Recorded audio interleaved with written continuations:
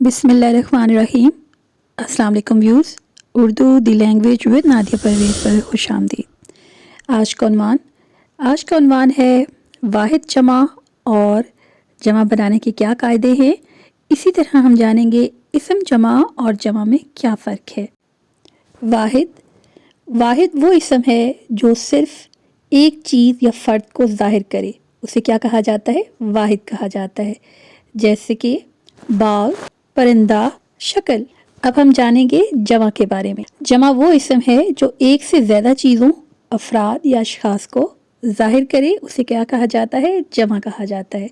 जैसे कि मसाजिद, अशिया, अज़ला।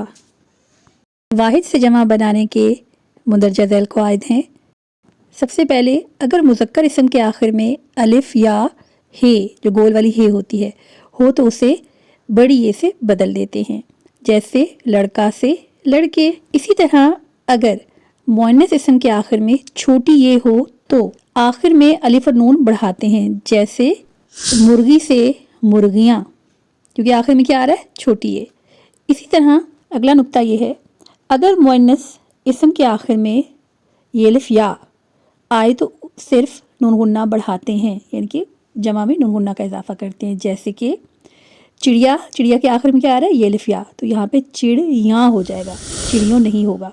अगर मुअन्नस के आखिर में अलिफ या वाव हो तो हमदा ये नून गुन्ना का इजाफा करते हैं।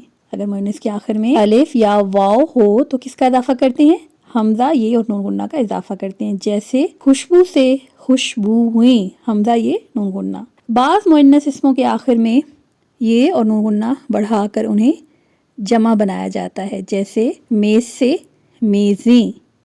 इसी तरह उर्दू ज़ुबान में फ़ारसी और अरबी के हरूफ भी शामिल हैं। तो बाज़ अरबी और फ़ारसी इसमों के आखिर में अलिफ और ते लगाकर जमा बनाया जाता है। जैसे कि कागज़ से कागज़ात वगैरह। यकीनन हमारी आज की वीडियो आपकी मालूमात में इजाफे का बायस हुई होगी। आगे हम जानेंगे इस हवाले से इसम जमा के बारे में। तो इसम जमा किसे कहते हैं? बाद ऐसे इसम होते हैं जो देखने में वाहिद मालूम होते हैं, मानी जमा के देते हैं, ऐसे इसम को इसम जमा कहते हैं। जैसे कि लश्कर। अब लश्कर में एक फ़र्द नहीं होता, लश्कर में बहुत से अफराद होते हैं। इतना जमात हो या हजूम हो, कोई कौम हो, काफ़िला हो, ये बहुत से अफराद पे मुश्तमिल होता है। लेकिन सुनने में ये एक फ़र्द लग रहा है, लेकिन हकीकत में ये मायनी में क्या है? हकीकी मायने में ये बहुत से अफराद की जमा है।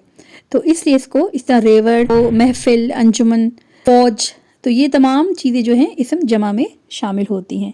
तो इसको हम इसम जमा कहेंगे। अब हम जानेंगे जमा और इसम जमा के फ़र्क के हवाले से। जमा और इसम जमा में क्या फ़र्क है ये जानेंगे। जब हम जमा बनाते हैं तो उसके मुकाबले पे एक वाहिद मौजूद होता है जिसकी हमने जमा बनानी होती है, लेकिन इसम जमा के मुकाबले में कोई वाहिद मौजूद नहीं होता। जैसे कि आयात का वाहिद आयत एक लफ्ज़ मौजूद है। जो इसम जमा होगा जैसे गल्ला, जलसा, फौज, लोग, ये सब इसम जमा है। अब इसकी वाहिद मौजूद नहीं होगी, लेकिन इसकी हम जमा बना सकते हैं, यानी इसम जमा की जमा बनाई जा सकती है, लेकिन इसम जमा की वाहिद नहीं होगी।